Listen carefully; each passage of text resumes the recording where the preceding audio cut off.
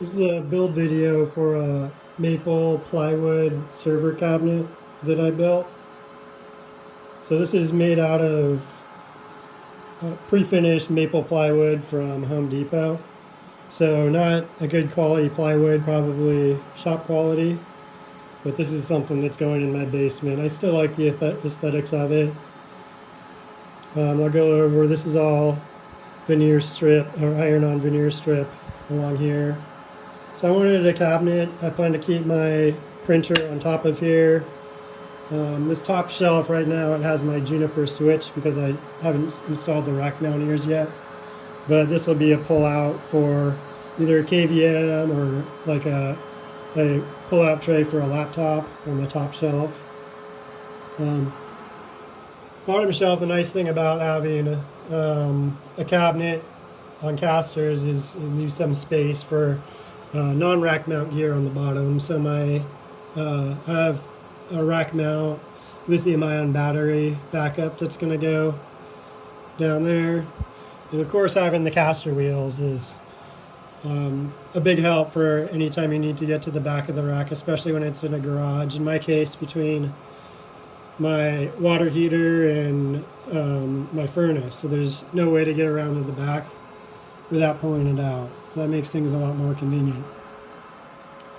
Anyway, the build videos after this, I'm going to include timestamps down in the description below. Also, I'm going to include a cut list for everything, as well as Amazon affiliate links and Home Depot links to all the materials and tools I used. Thanks for watching. For cutting the plywood here, I'm using a Festool tracksaw and square guide. So this is one of the more expensive ones. I also have like an AliExpress type one. Those can work really well as well. What I like about this one is it gets 90-degree cuts really well, and it also has a stop. So I was able to set this, first to the length of the cabinet. It goes up to, it's in metric, so I believe 500 millimeters is what it goes to, or actually it's 130, so just over 4 feet. But it was really good for being able to dial in the cut, and you just set it once, cut all your boards, set it to the next cut that you want to make. I was really surprised how quickly this part went, not having to resaw anything, because normally with a track saw or any type of straight saw, end up cutting slightly larger in case there's any error. Spend a bunch of time trying to get the track aligned. But here everything came out pretty much perfectly square and the measurement that I wanted.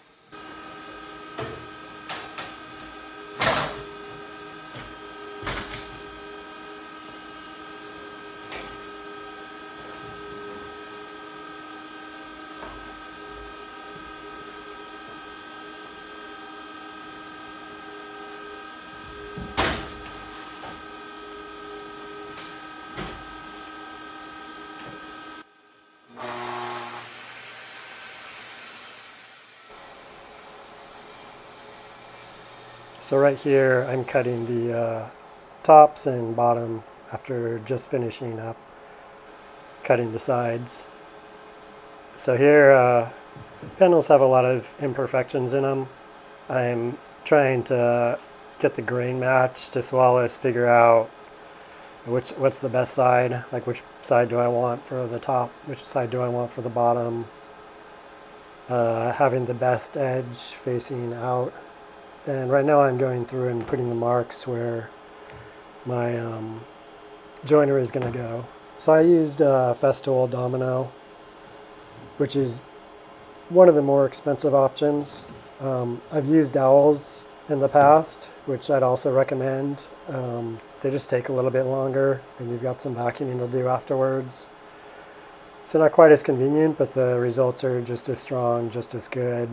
So that's what I would recommend if you're looking to do something like this, is buy a doweling kit on Amazon or AliExpress or something like that. Put things together that way, and it should come out good. One of the things with the domino is you really got to be sure to clamp the pieces down and make sure the fence is solidly against the piece. If it's off just a little bit in the vertical direction, or it's not completely resting against the outside face of the material, it can screw up your joinery. So all of these parts came out really good. I showed the joint lines after all of this, where I was really happy with how everything came out. So I do both the top and bottom sides, 3 dominoes on each, at the ends of the side panels, and in a bit here I'm going to do the top panels, where the bottom of the top panel gets 3 dominoes, and the top of the bottom panel gets 3 dominoes. So one of the things that's nice about this tool is you can set the width of it. So you don't have to be exact. You get, at least in, let's see, the side-to-side version, so you can drill a wider domino. So there's some play where you can slide the panels so that they the edges align, and later on you'll see me use a rubber mallet in order to line things up perfectly. So right here, there was a part that I don't think I had the tracksaw plunged completely, so I just use a chisel to clean up the edge here. Make sure before I start putting everything together that all the edges are sharp. So I go ahead right here and glue up the dominoes. These are sort of like dowel pins, but it's just a little piece of birch wood that's machined that goes in here, and it's really strong once it goes together. But dowels would work the same way, where you use a jig, dowel jig, and a drill to put things together. You could also use pocket screws, like I use those occasionally. It's just you're going to have visible screw holes in some places that probably would be concealed by the server rack, and honestly they aren't quite as strong, but it can be the lowest price option. I think probably pretty close to dowels, but I would recommend dowels just because you can do easy test fits.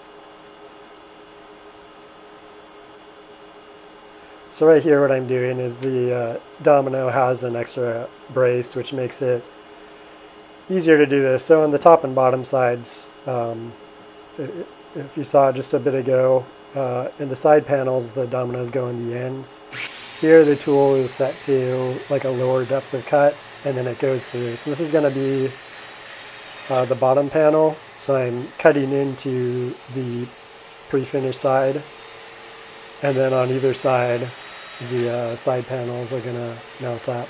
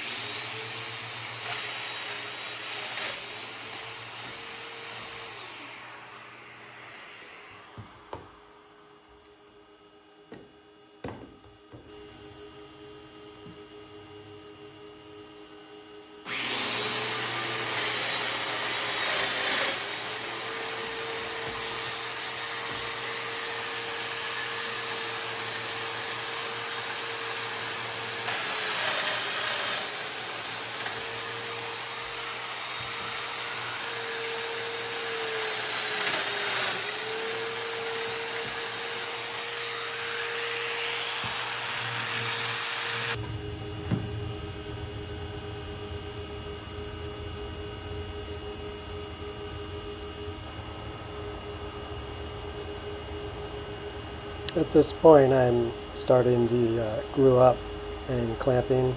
So I already have the dominoes inserted in the end panels, just applying a layer of glue.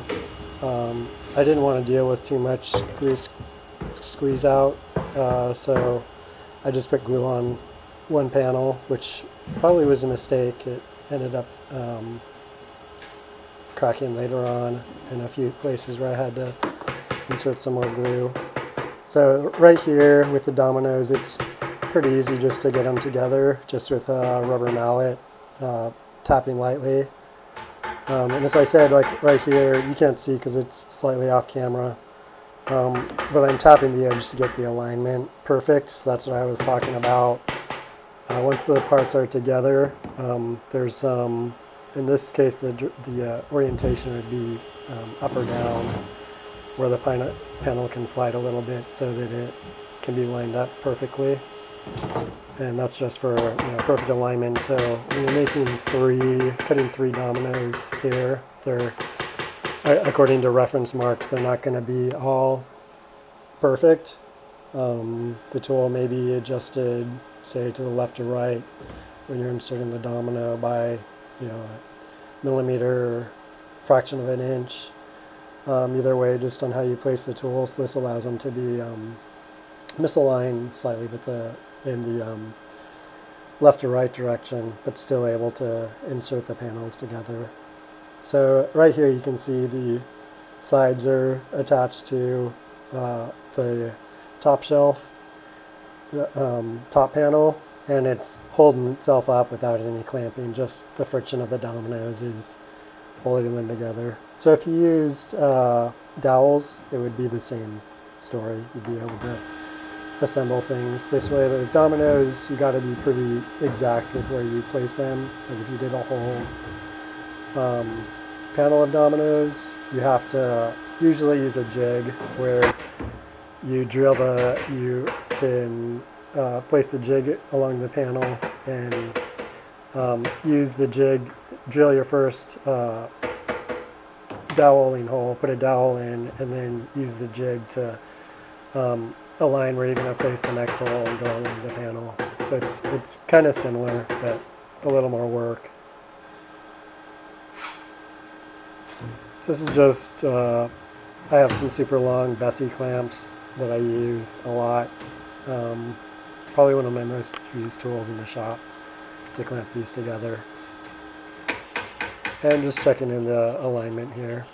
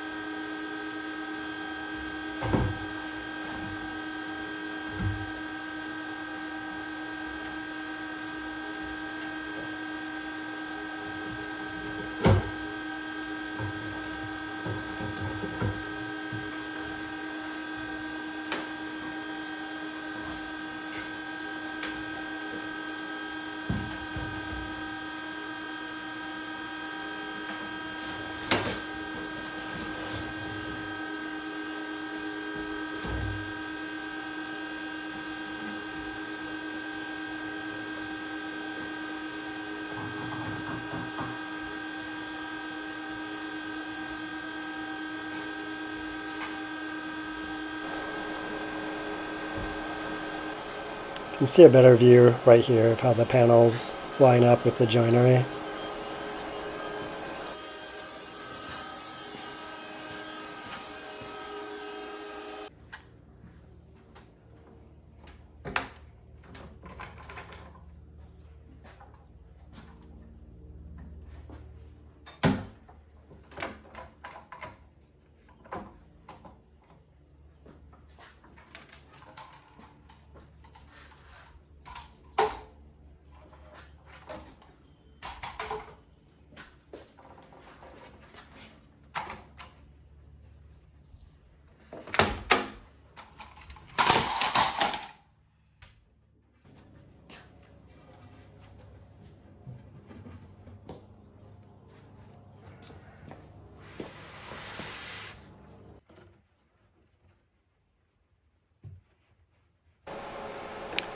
I'm using some iron-on maple veneer strips here to do the edges of the panel, so the front, the back, also the sides of the top and bottom panels.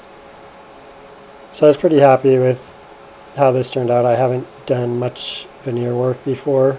I think this was the third project I've done with veneer. One problem I ran up to is when I was applying the veneer like this with the iron, is it tends to slide in the direction that I was pushing the iron.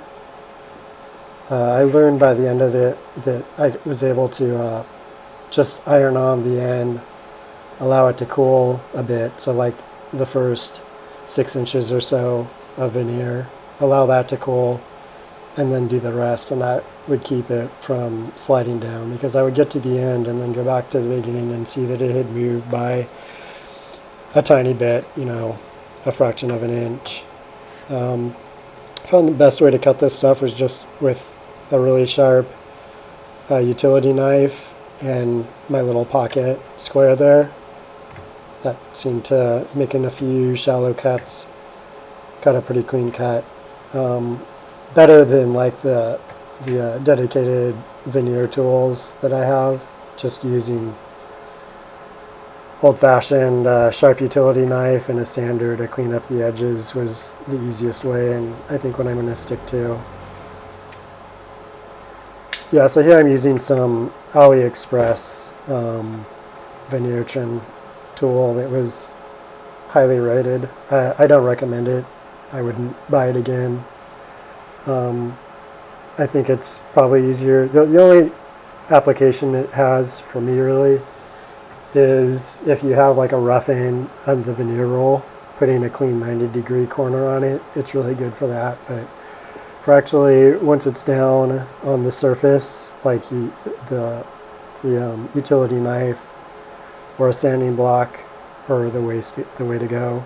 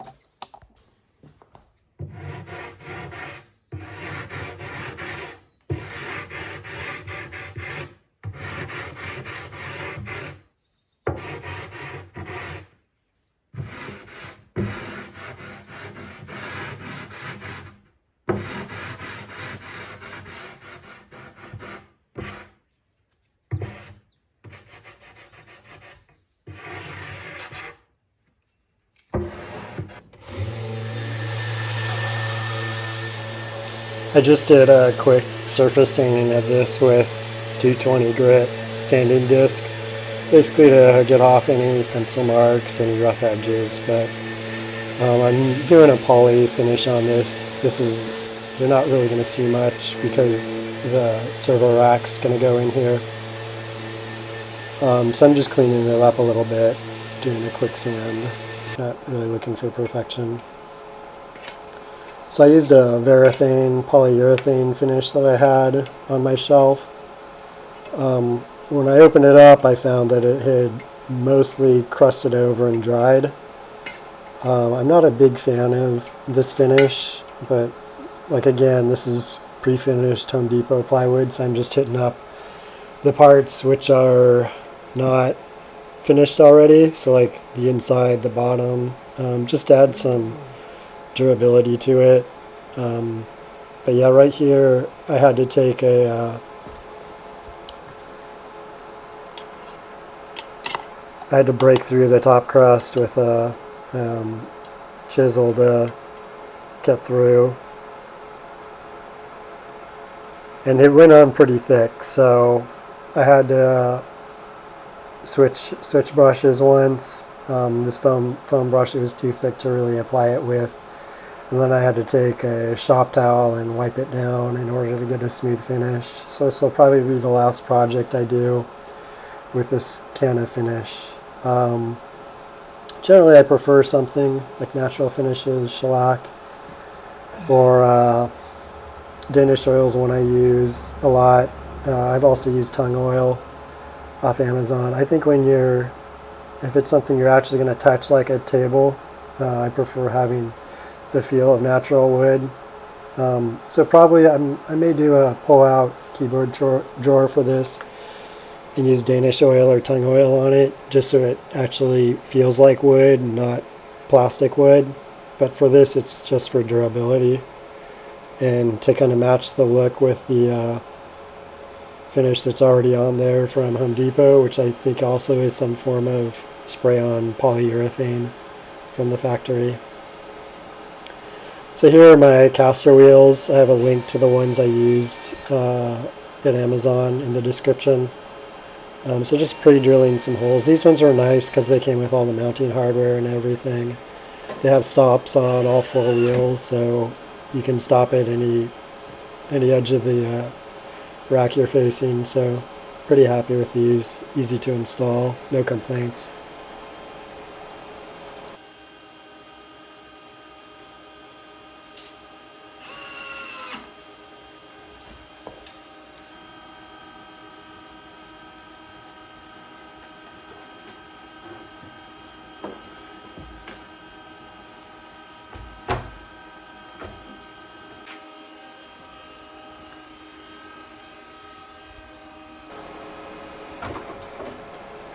So this is a Vevor 20U server rack.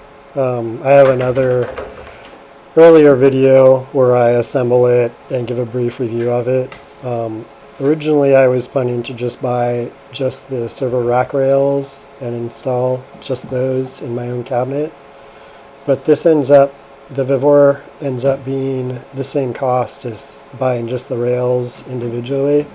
And it comes with 2 trays as well as a shelf on the top, so I'd highly recommend this. The other thing is the alignment's perfect, so you don't have to worry about matching everything. I came pretty close. I thought this was a little bit more oversized when I drew up the plans for it, so I went probably, I thought it was going to be a centimeter over, but it ended up just barely fitting with the rack hardware that sticks off the sides. So I may have had to do some modifications, but it came out perfect dimensions where it just barely fit. So these are the final screws. Mainly gravity holds it in, but I'm just using 4 screws at the base to keep it secure there.